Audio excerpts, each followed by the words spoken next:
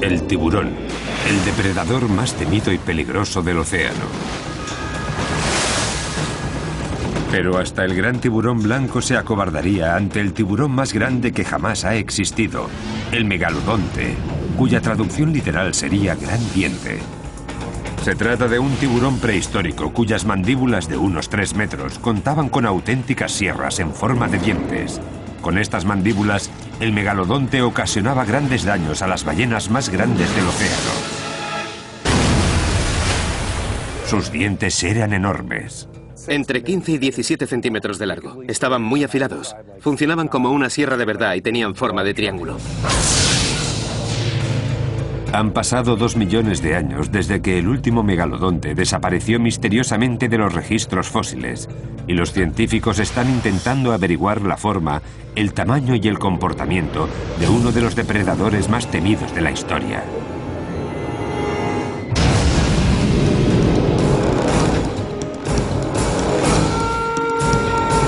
Depredadores prehistóricos, tiburón monstruoso. El 70% de la superficie terrestre está cubierta de agua. Quizá por eso fue precisamente en el agua donde aparecieron las primeras criaturas vivientes. Algunas de ellas eran grandes depredadores marinos. El calamar gigante, la pastinaca, los odontocetos y otros depredadores igualmente peligrosos vagaron por el mar durante mucho tiempo.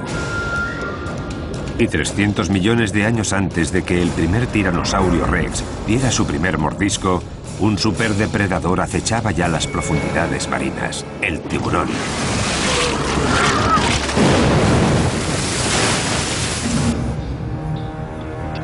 Los paleontólogos han encontrado importantes pruebas fósiles de su existencia hace más de 400 millones de años.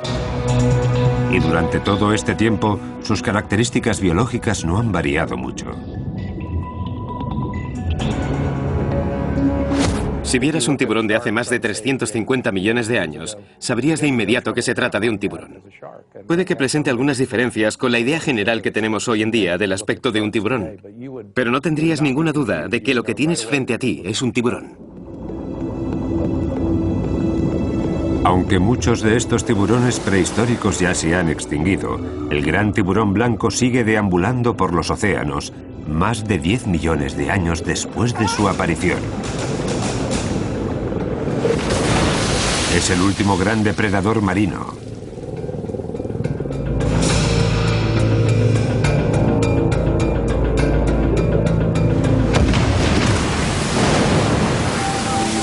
Pero hasta el gran tiburón blanco se acobardaría ante el tiburón gigante que surcó los 7 mares y que dominaba a todos los demás habitantes del océano. El megalodonte, cuya traducción literal sería gran diente. El megalodonte era un tiburón gigante que vivió desde hace unos 25 millones de años hasta hace aproximadamente unos 2 millones de años. Es el depredador oceánico más grande del que existen pruebas fósiles. Un depredador fantástico, enorme, gigante. Los mares no han conocido otro igual desde entonces.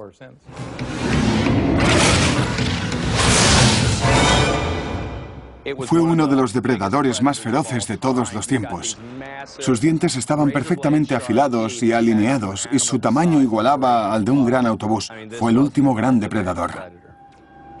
Nunca otro depredador había sido tan feroz en vida y dejado tan poco rastro tras su muerte. Es una auténtica historia de detectives. Aún no sabemos exactamente qué aspecto tenía el megalodonte. Su apariencia y sus técnicas de caza son solo conjeturas.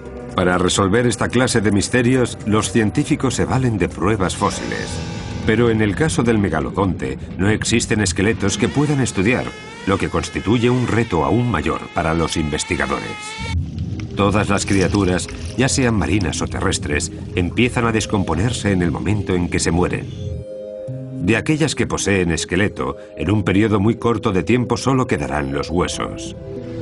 Pero en cuanto al megalodonte, hay un pequeño problema, que el esqueleto de los tiburones es, casi en su totalidad, cartilaginoso. Por eso no abundan los restos fosilizados que puedan ser de ayuda a los científicos para determinar el tamaño y la forma de este pez gigante. El cartílago, maleable y ligero, es como la madera de balsa del cuerpo. Pero una vez expuesto al agua salada, a la arena y sobre todo a las bacterias, el esqueleto del megalodonte presenta muy poca resistencia. El cartílago es este material de color amarronado. Es el elemento flexible de un esqueleto cartilaginoso. Si os fijáis, podréis ver estos prismas diminutos que añaden apoyo estructural y rigidez al cartílago que, de no ser por eso, sería totalmente flexible.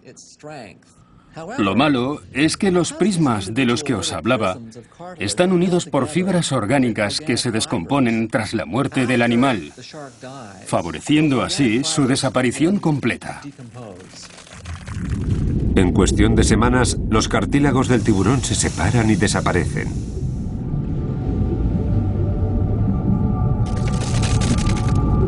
Los dientes, que están recubiertos de un esmalte especial, son una de las dos partes que sobreviven del esqueleto. Estos enormes dientes son además muy largos. Los científicos los usan como bloques de cemento para reconstruir al monstruo marino. Las otras partes fósiles que se han recuperado pertenecen a pequeños huesos de la columna vertebral. Los acantilados de Calvert junto con la bahía de Chesapeake en Maryland son célebres por haber albergado fósiles de estos tiburones prehistóricos. Stephen Godfrey lleva más de 10 años buscando restos en esta zona. En todo ese tiempo no ha encontrado ni un solo diente de megalodonte.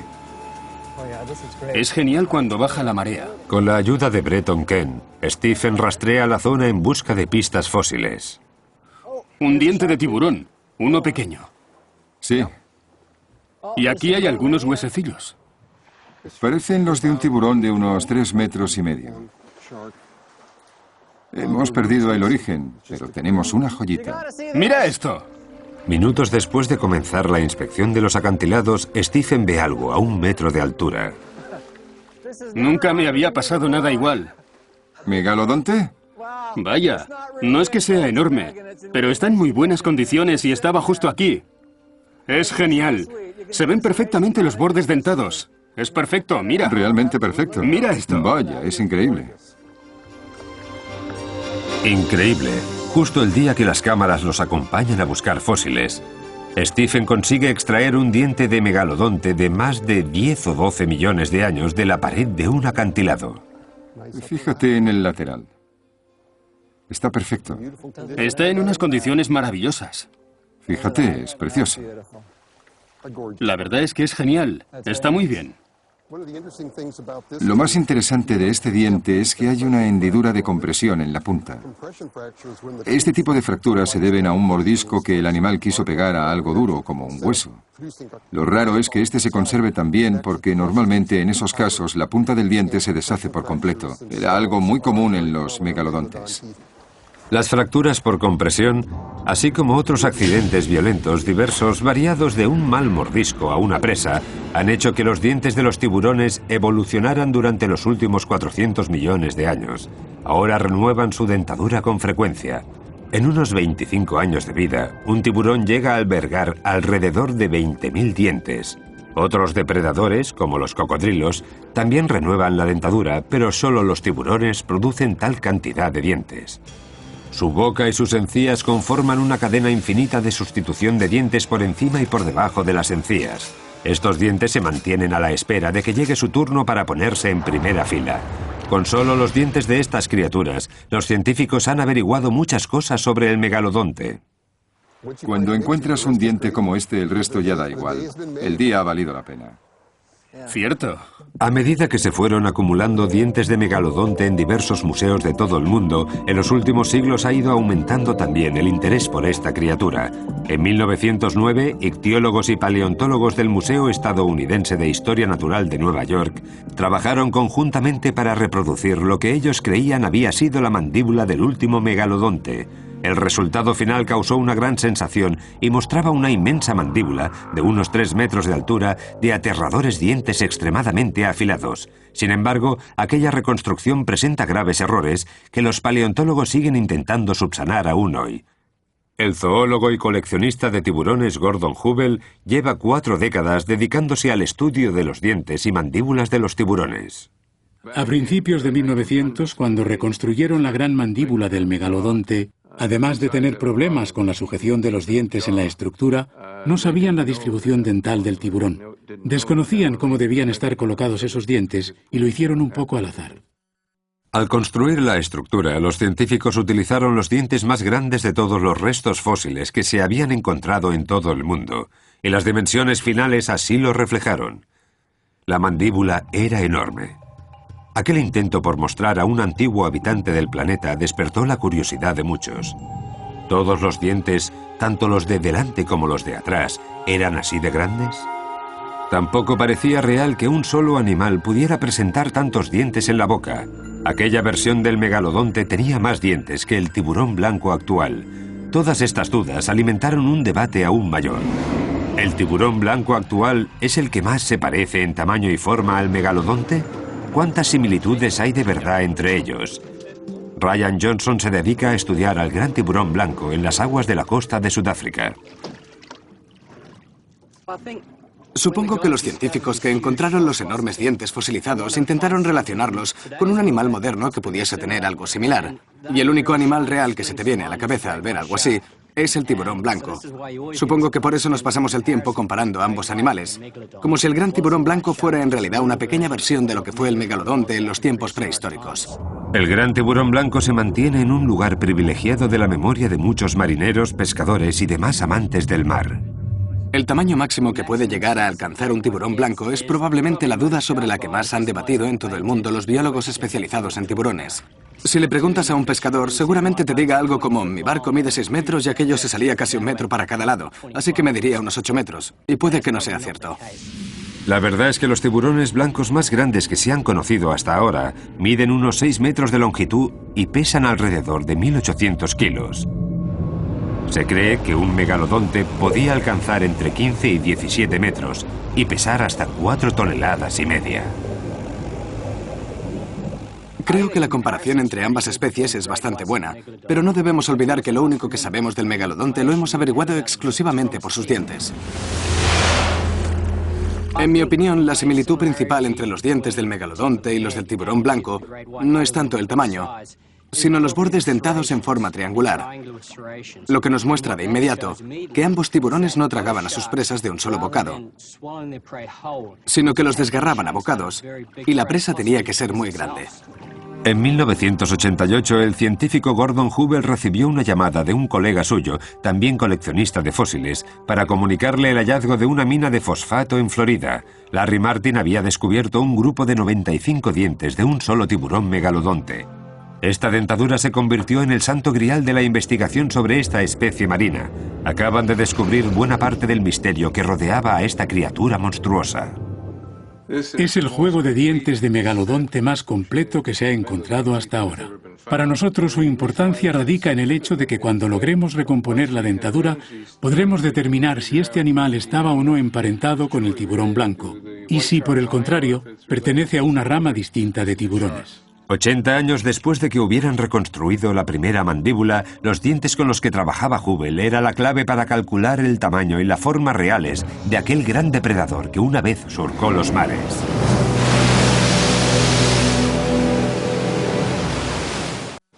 El megalodonte, un depredador implacable que surcó los mares durante 20 millones de años y del que no quedan más que sus dientes y unas cuantas vértebras desparramadas. En 1988, Gordon Hubel ayudó a identificar el juego de dientes más completo de un megalodonte, pero ¿cómo encajaban todos esos dientes dentro de una sola mandíbula? Gordon no sabía qué contestar. Supuso 10 años de frustración, porque por aquel entonces no sabíamos qué apariencia tenía la dentadura de un megalodonte. Por lo que cada vez que venía a visitarnos algún científico o simplemente alguien que quería ver los dientes, le pedíamos al visitante que los colocara como él creía que debían de estar. Uno de los rasgos más característicos del tiburón blanco actual es que su tercer diente sobresale con respecto a los demás. Eso era exactamente lo que nos despistaba. Al final nos dimos cuenta de que el megalodonte pertenecía a una línea evolutiva totalmente distinta y de que no tenía ese tercer diente prominente, ese diente un poco inclinado, sino que ese diente en cuestión no se diferencia casi nada de los demás frontales. Fue entonces cuando empezaron a encajar las piezas. En la mandíbula superior hay 24 dientes, en la inferior 22. Además de los 46 dientes perfectamente visibles, hay otros 200 escondidos en fila a la espera de salir al frente algún día para tomar parte en la cruenta lucha por la supervivencia. En la actualidad hay varios científicos y museos interesados en colaborar con los conocimientos ya adquiridos para la recreación total de una dentadura de megalodonte. Un coleccionista de fósiles, John Baviers, posee una colección increíble de dientes de megalodonte. Con la ayuda del restaurador Brad Archer se dispuso a reconstruir una mandíbula completa de este antiguo habitante marino. Nadie se ha embarcado hasta ahora en un proyecto similar, al menos no en uno de estas dimensiones. Baviers y Archer trabajaron con ahínco para averiguar la forma y la colocación de los dientes superiores e inferiores con la ayuda de varios modelos y fotografías de la mandíbula de tiburones blancos y de reconstrucciones de megalodontes. Al principio pensamos que no nos iban a caber tantos dientes porque eran demasiado grandes y no había espacio en una sola mandíbula, a no ser que el tiburón solo tuviera 4 en cada mandíbula, pero sabíamos que eso no era cierto. Primero lijan los dientes con cuidado, después los agujerean un poco por abajo y les insertan un alambre metálico. Con este último lo enganchan al molde de la mandíbula. Pero aún así necesitarán ayuda para colocarlos. Para ello solicitaron la colaboración de Gordon Hubel y sus amplios conocimientos sobre la materia con el objetivo de, entre los tres, organizar los dientes cuanto antes. Analizamos todos los dientes de que disponíamos y después los fuimos juntando tanto como podíamos. En septiembre de 1994 las mandíbulas estaban terminadas. Los tres hombres subieron la gran reconstrucción a una furgoneta y la trasladaron al Museo del Estado de Arizona. El resultado asombroso. A pesar de no alcanzar las dimensiones de la que se había reconstruido en Nueva York en 1909, no cabía duda de que el animal en cuestión tenía que haber sido inmenso para poder albergar una dentadura semejante. Esta boca tiene unos 2,30 metros de altura y unos 2,80 metros de ancho. Y en total tiene unos 254 dientes, todos ellos reales. Una vez que los científicos habían logrado hacerse una idea del tamaño de los dientes y la mandíbula del megalodonte, pasaron a calcular las supuestas dimensiones del resto del cuerpo. El esqueleto que se encuentra en el Museo Marítimo Calvert refleja la estructura que debería poseer un megalodonte para poder soportar unas mandíbulas como las que hemos visto. El siguiente paso consistiría en crear una representación de la bestia marina. ¿Qué aspecto tendría una criatura de este tamaño si os la encontraseis nadando en vuestra dirección?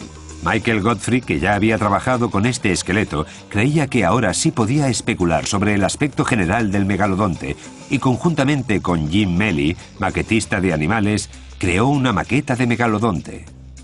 Este tipo de obras nacen de la comunión perfecta entre la ciencia y el arte.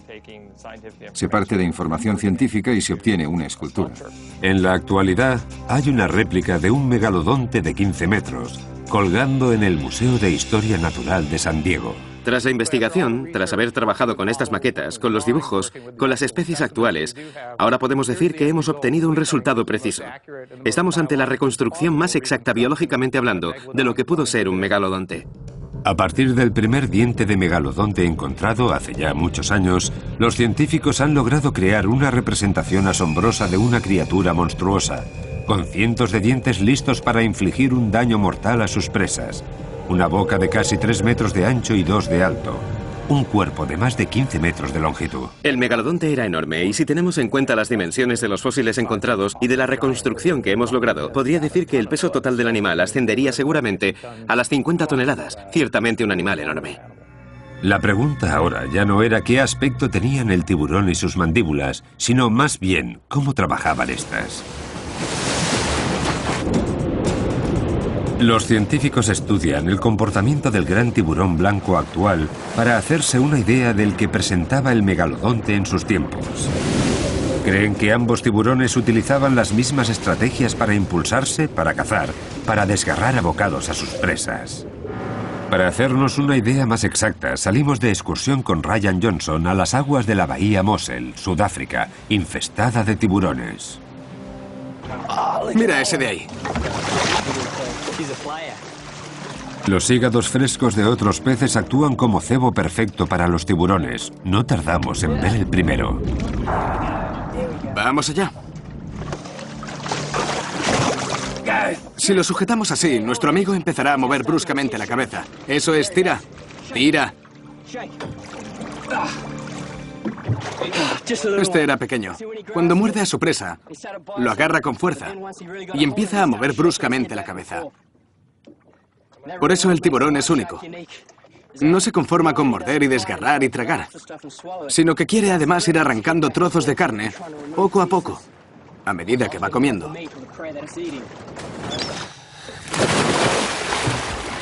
Para Ryan no es suficiente observar con cautela desde la cubierta del barco. Por eso decide acercarse al gran tiburón blanco y comprobar de primera mano sus métodos.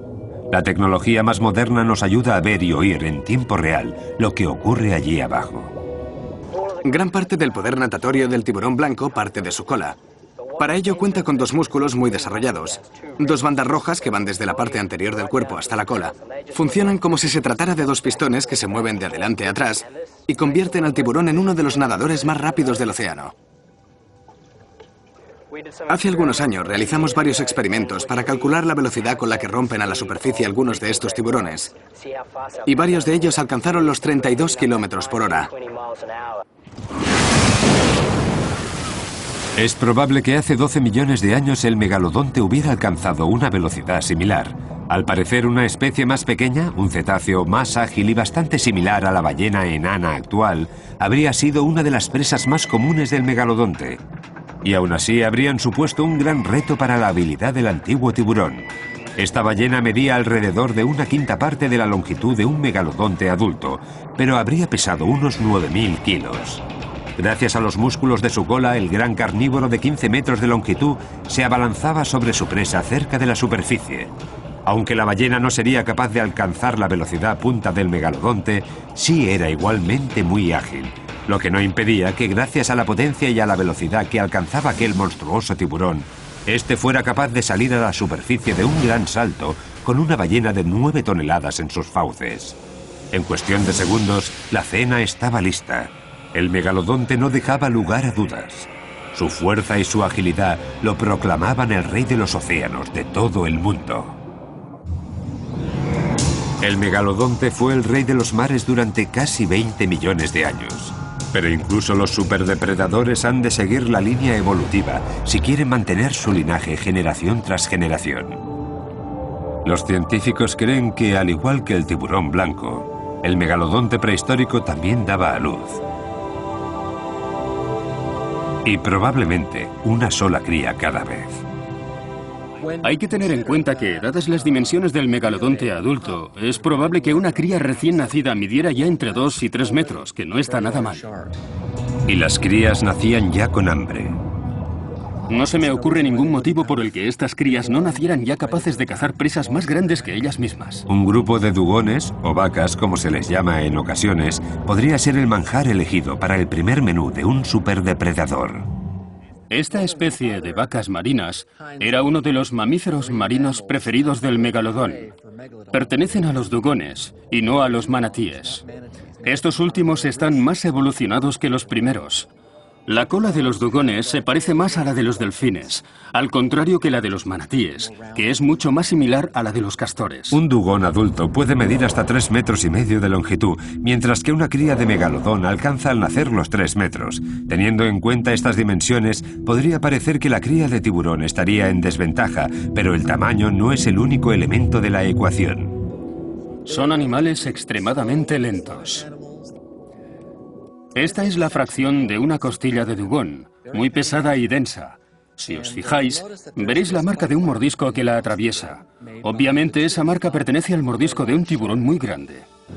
La cría de tiburón hambrienta avanza decidida. Un dugón joven y pequeño reacciona tarde y el tiburón se hace con él. La primera de muchas presas.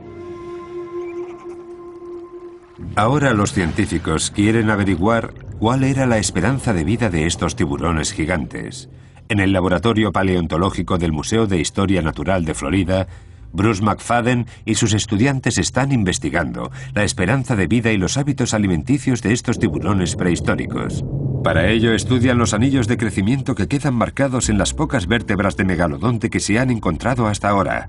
Esta es una de las técnicas de investigación más prolíficas para conocer mejor a estas bestias marinas. Contamos las marcas como otros científicos cuentan las de los árboles. La sección inferior de la vértebra de un tiburón se conoce bajo el nombre de centrum. En el megalodonte estas partes son bastante escasas. Los científicos estudian las pocas muestras disponibles para intentar aprender más cosas sobre este monstruo prehistórico. La mayoría de las muestras que hemos estudiado nos indican que el megalodonte vivía entre 25 y 40 años, aunque podría haber vivido más tiempo porque no tenía depredadores conocidos. Se calcula que un megalodonte necesitaría entre 600 y 1200 kilos de carne al día para sobrevivir, por lo que un animal con tanta energía como este tenía que disponer de muchos peces y mamíferos marinos a diario.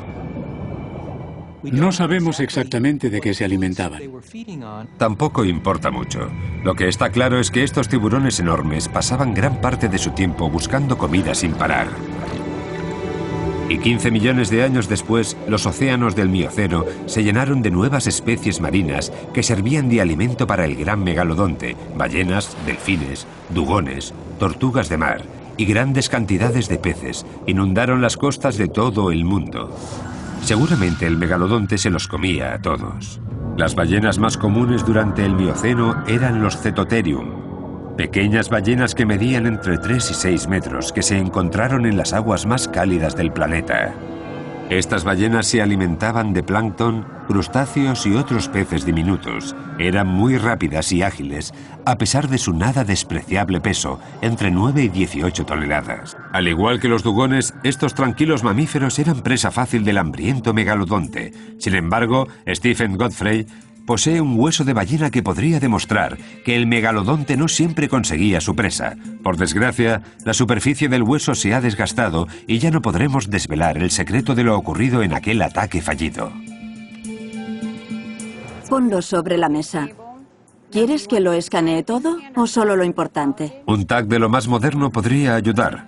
Stephen se vale de la tecnología actual para investigar lo ocurrido hace más de 12 millones de años, y gracias a ella logra comprobar la gran herida que sufrió aquella antigua ballena. Hay una fractura por compresión que recorre toda la vértebra. Según Stephen, la pequeña ballena fue víctima del ataque de un gran megalodonte. A juzgar por la forma de esta vértebra, creo que un ejemplar enorme de megalodonte golpeó a la ballena. Mi teoría es que el fuerte impacto obligó a la vértebra a doblarse hasta que no pudo más y se fracturó. Pero las marcas que hemos podido analizar nos indican que a pesar del fuerte golpe y de la presión que sufrieron las vértebras, la ballena sobrevivió. Es la historia de una oportunidad perdida por parte del megalodonte, pero también la de una ballena que pudo luchar por su vida. Quizá aquella vez el megalodonte acechaba a un grupo de ballenas que nadaban tranquilamente, ejemplares adultos que medían unos 6 metros y que podían pesar hasta 1800 kilos. El tiburón se situó por debajo de ellas para tenderles una emboscada.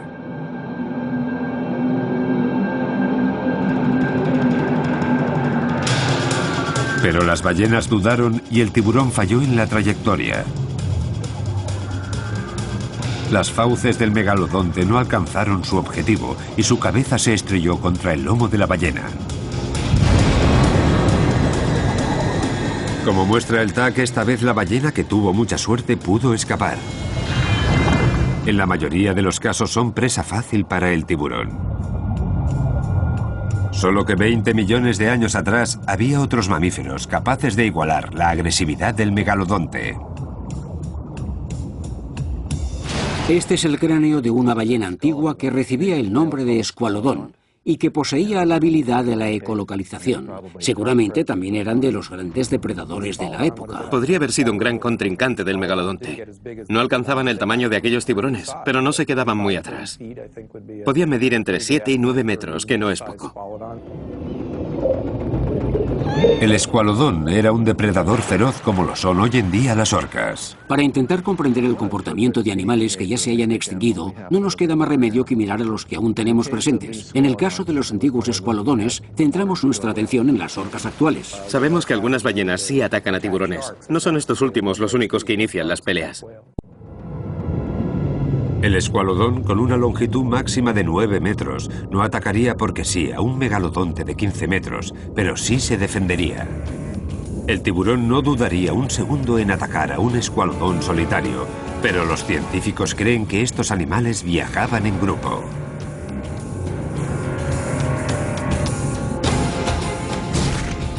Como el escualodón era un animal que tenía una gran dentadura, seguramente fuese un animal de gran inteligencia. El megalodonte no tanto. La capacidad de pensar y razonar en los tiburones no está tan desarrollada como en los mamíferos marinos. Incluso un animal tan grande como el megalodonte sentiría un golpe como este.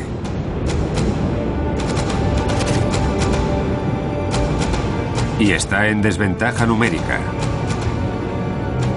Puede que el primer escualodón no sobreviva al ataque. Pero el megalodonte sufrirá en sus carnes las heridas de una dura batalla.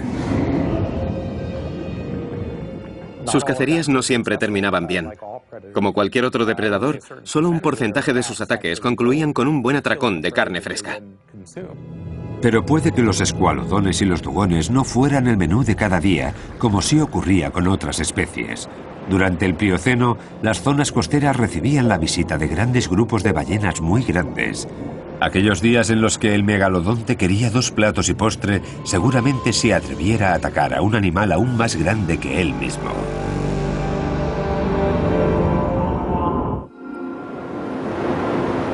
La ballena azul actual es un animal inmenso.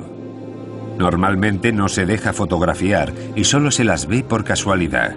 Estas ballenas recuerdan a sus majestuosas e igualmente escurridizas antepasadas, que hace 5 millones de años habrían sido tan impresionantes o más que los mismísimos megalodontes.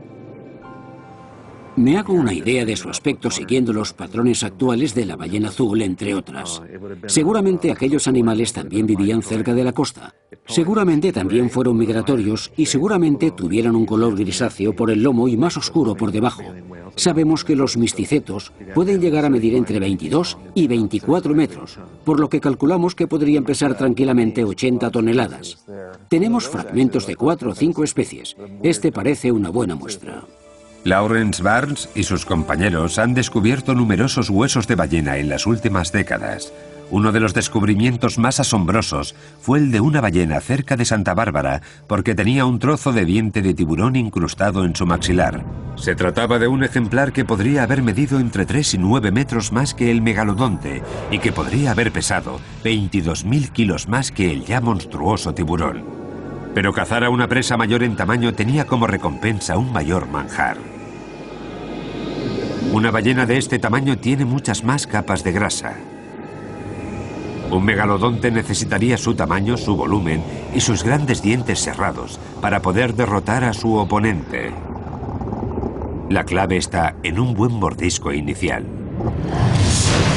¿Cuál era la fuerza real de la mordedura de un megalodonte? En la Universidad de Nueva Gales del Sur, en Australia, Stephen Rowe utiliza la tecnología más moderna para intentar comprender los mecanismos craneales a la hora de morder en animales actuales y prehistóricos. Para ello tiene en cuenta la presión que ejercen las mandíbulas sobre la presa al hincar el diente. Lo que genera la fuerza al morder son precisamente los músculos de la mandíbula. Esto que veis aquí es un sencillo sistema de palancas. Si ejercemos fuerza en uno de los extremos de la palanca, obtendremos una respuesta del otro extremo de la misma. El proceso que sigue Stephen Rowe para averiguar la fuerza que aplica un tiburón al morder a su presa comienza con la tarea titánica de realizar varios tags a la cabeza de un tiburón. Primero creé una maqueta de la superficie y a partir de eso pude construir una maqueta más sólida y tridimensional. A partir de esa maqueta de ingeniería, Stephen Rowe ha calculado el potencial máximo que tiene un tiburón blanco actual al morder. Los resultados muestran que un gran tiburón blanco podría ejercer una fuerza equivalente a casi 17.800 newtons. Los ejemplares más grandes de estos depredadores alcanzan máximos en cuanto a lo que respecta al resto de habitantes del planeta. Con los datos que ha obtenido Stephen sobre la fuerza que ejerce un tiburón blanco por centímetro, ahora podrán extrapolar los resultados y calcular aproximadamente la que ejercería en sus tiempos un megalodonte adulto. Si consideramos los valores máximos de masa corporal que supuestamente podría alcanzar un megalodonte, hablaríamos de una fuerza aproximada de casi 178.000 newtons, una cantidad descomunal. Con una fuerza como esa podría atravesar sin problemas hasta un camión de un solo bocado. Encontrarse con un animal así tenía que resultar aterrador para cualquier ballena. En la actualidad, muchos misticetos se ponen muy nerviosos cuando ven o escuchan a orcas o ballenas asesinas. Imaginaos lo que supondría para ellas encontrarse de frente con uno de aquellos megalodontes. Tenía que ser horrible. La verdad es que no tendría mucho tiempo para ponerse nerviosa siquiera. Al parecer, el megalodonte se acercaba por detrás a aquellas presas que le superaban en tamaño y les arrancaba de un mordisco la aleta trasera para inutilizarles el sistema de propulsión y evitar que pudieran huir a nado.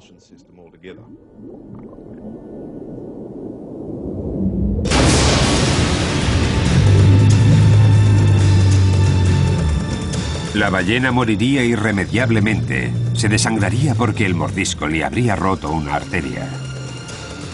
Pero el megalodonte no tiene brazos con los que agarrar a su presa. ¿Cómo hacía para quedarse con una presa de 68.000 kilos sin antes desgarrarle el estómago o la garganta?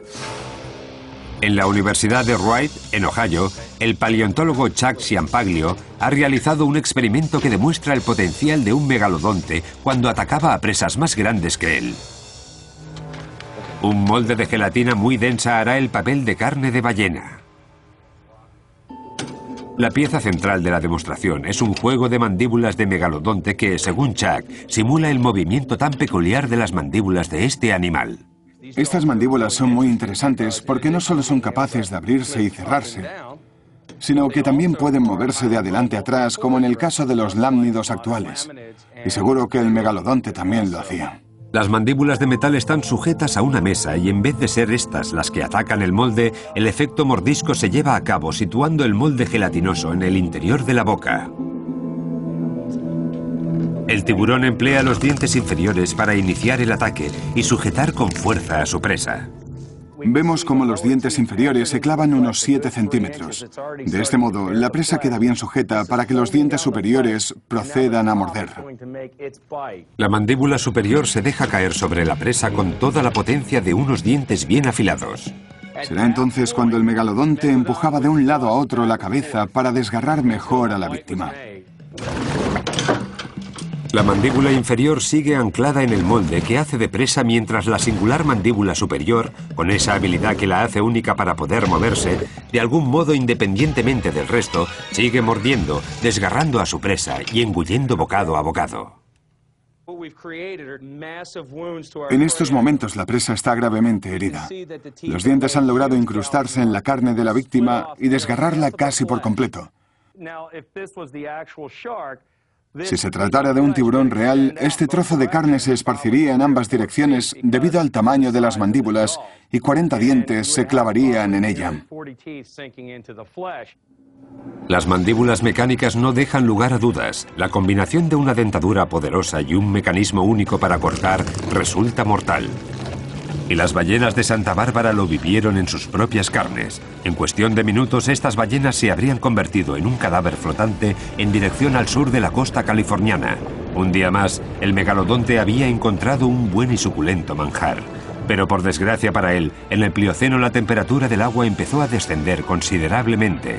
Con ello, el número de ballenas también, y el reinado del megalodonte como el superdepredador más peligroso de todos los tiempos empezó a peligrar. El megalodonte desapareció durante el Pleistoceno, hace unos 2 millones de años.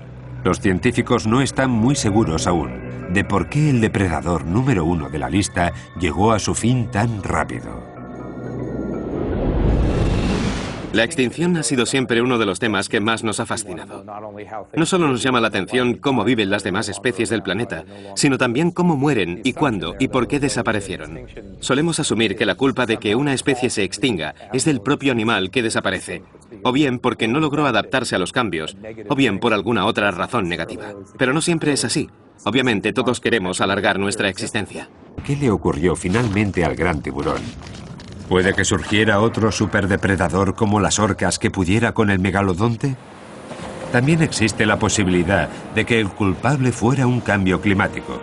Los científicos se han percatado de que en los últimos 6 millones de años no solo han desaparecido especies como el megalodonte, sino que además la temperatura de los océanos ha descendido considerablemente, lo que podría haber afectado negativamente a un tiburón que estaba muy acostumbrado a moverse en aguas cálidas. Los paleontólogos saben también que durante el Mioceno la población de ballenas desapareció paulatinamente para ir dando paso a especies de ballenas más grandes, ballenas que podrían haber migrado al norte en busca de aguas más frías. Una de las posibles causas de la extinción del megalodonte podría haber sido el hecho de que las ballenas empezaran a migrar para pasar el verano en zonas más frías, dificultando la alimentación de los tiburones de entonces.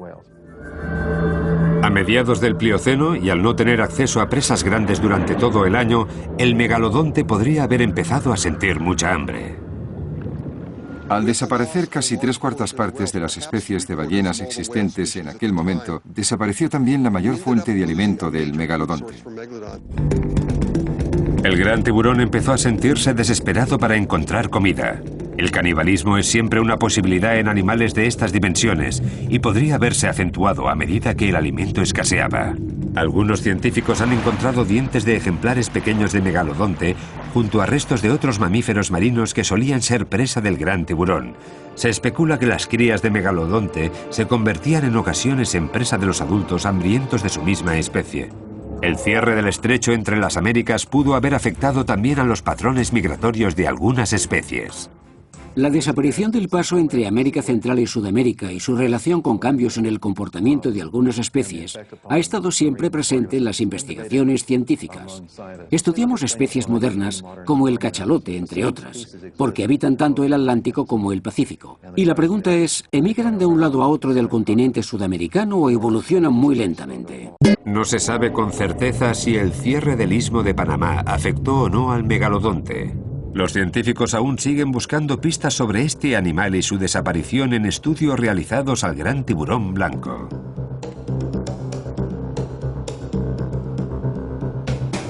Para empezar, esta especie moderna está equipada con un sistema térmico interno conocido como gigantotermia que les permite sobrevivir. La mayoría de los peces son animales de sangre fría, pero el tiburón blanco no. Es capaz de elevar su temperatura corporal por encima de la del agua, uno de los rasgos que había caracterizado a los mamíferos. Para ello cuentan con un sistema especial de vasos sanguíneos que calientan la sangre que va a las partes más importantes del cuerpo, como el sistema sensorial, ojos y nariz, sobre todo. Los paleontólogos aún no saben si el megalodonte también contaba con esa gran habilidad biológica. De no ser así, al enfriarse los mares, seguramente el tiburón blanco pudo adaptarse mejor al descenso de la temperatura del océano. Y lo que es más importante, los científicos creen que al tiburón blanco también lo ayudó el hecho de llevar una dieta mucho más variada. Mientras que el megalodonte se alimentaba básicamente de grandes mamíferos, el tiburón blanco caza también presas más pequeñas y otros peces. Necesitan una cantidad menor de biomasa para seguir viviendo. Y tampoco están sometidos a tanta presión como en el caso de depredadores de la talla del megalodonte. Digamos que a diferencia del gran tiburón blanco, el megalodonte podría haberse encargado de sazonar su propia desaparición. El tiburón blanco era sin duda el animal mejor adaptado y por ello, en la actualidad sigue surcando los mares con éxito. Aunque la duda de si estos dos animales estuvieron alguna vez emparentados sigue carcomiendo a los científicos. El paleontólogo Chuck Ciampaglio y otros compañeros de profesión insisten en que, de haber sido parientes el megalodonte y el tiburón blanco, el parentesco no habría sido directo. Según Chuck, las nuevas tecnologías destacan las diferencias entre ambas especies. Me gustaría aclarar que el megalodonte debería llamarse en realidad Carcharodontes megalodon. Quisiera poder cambiarle el nombre, separarlo así del tiburón blanco y seguir investigando. Los dientes del tiburón blanco y los del megalodonte tienen varios puntos en común. Los de ambos son triangulares y serrados, pero los del tiburón blanco y los de sus predecesores no presentan marcas en la base, mientras que en los del megalodonte sí se aprecia una marca prominente en forma de cheurón. Y aunque aumentáramos el tamaño de un diente de tiburón blanco para igualarlo al de un megalodonte, se apreciaría que el primero es bastante más fino y grácil que el segundo. Veamos la conversión. Os mostraré un diente muy pequeño de un megalodonte, del tamaño del de un tiburón blanco, más o menos, y veréis que no se parecen en casi nada. Las dimensiones de las partes serradas son diferentes. Se mire como se mire, estos dos dientes son totalmente distintos. El equipo de investigadores comparó la dentadura del tiburón blanco actual, la del tiburón mako y la del megalodonte. En las diferentes pruebas que realizamos, la dentadura del ya extinguido mako y la del tiburón blanco coinciden en todas ellas, mientras que la del megalodonte no. Por eso hemos llegado a la conclusión de que el tiburón blanco y el megalodonte no son parientes cercanos. Todas las pruebas científicas que estamos realizando lo demuestran. ¿Será cierto? Teniendo en cuenta la primera recreación realizada en 1909, algunos científicos insisten en que, en realidad, el tiburón blanco sí desciende del megalodonte. ¿Y en qué se basan? En varias vértebras de megalodonte fosilizadas. La anatomía de la columna vertebral anima a creer que ambas especies están bastante relacionadas. Para apoyar su teoría, algunos de estos investigadores han decidido centrarse de nuevo en los anillos centrales de las vértebras de megalodonte. Creo que las vértebras nos facilitan pistas muy importantes y que no debemos dejarlas de lado. Pero los restos de vértebras con estos anillos escasean. De los 16 o 17 años que vivió este tiburón en todo el mundo, solo hemos encontrado entre 1 y 2 docenas de vértebras para poder estudiar. Tendremos que esperar hasta que los científicos logren recopilar datos generales sobre este aspecto. Quizá la información atrapada en los anillos centrales de las vértebras pueda darnos la respuesta final sobre si el megalodonte ha dejado su herencia genética en el gran tiburón blanco actual. En lo que sí están todos de acuerdo es en el hecho de que aún nos queda mucho por aprender del aspecto físico y del comportamiento del megalodonte. Y hay algo de lo que nadie duda, de que la combinación especial de fuerza física, dentadura inmensa y apetito insaciable creó un animal único en los 400 millones que tiene la historia de los tiburones. El gran diente sigue siendo el rey de los mares de todos los tiempos.